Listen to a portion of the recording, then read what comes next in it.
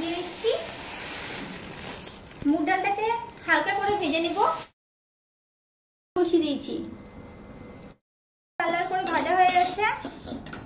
এদিকে গরম জলটা হয়ে গেছে, ডালের মধ্যে গরম জলটা দিয়ে দেবো। এদিকে ডালটা সেদ্ধ হয়ে যাবে, তার জন্য 4টে কাঁচা লঙ্কা দিয়ে দেবো। আমি আজকে মাছের মাথা দিয়ে, মাছের মুড়ো দিয়ে মুগের ডাল করব। ডালটা সেদ্ধ হওয়ার জন্য একটু অপেক্ষা করব।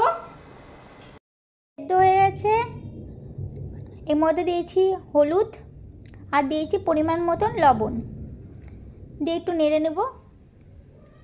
নুন হলুদটাকে ভালো করে মিশিয়ে নিয়েছি, ডালের সাথে পুরো মিশে গেছে। একটু ফুটিয়ে নিব ভালো করে। সেদ্ধ হয়ে গেছে, এবার নামিয়ে দিচ্ছি। ঢেলে নিচ্ছি একটা পাত্রতে। ডালটা পাত্রে ঢেলে নিয়েছি, পরিমাণ মতন তেল দিয়েছি কড়াইতে ফোড়ন দেওয়ার জন্য। তেলটা তাপার জন্য একটু অপেক্ষা করবো।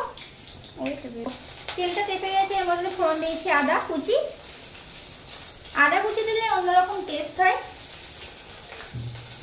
আর দিয়েছি তেজপাতা, শুকনো লঙ্কা আর গোটা জিরে ফোড়ন। হয়ে গেছে, এবার ডালটাকে ঢেলে দেবো।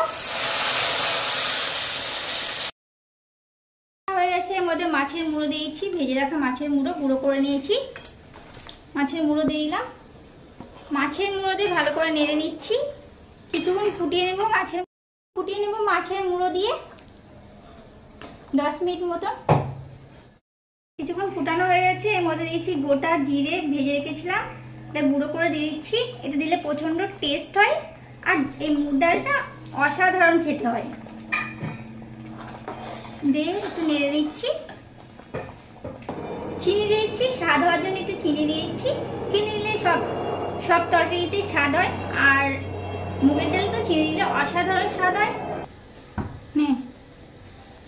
ডালটা হয়ে গেছে, এবার নামিয়ে দেবো। खूबसूरत है दाल भी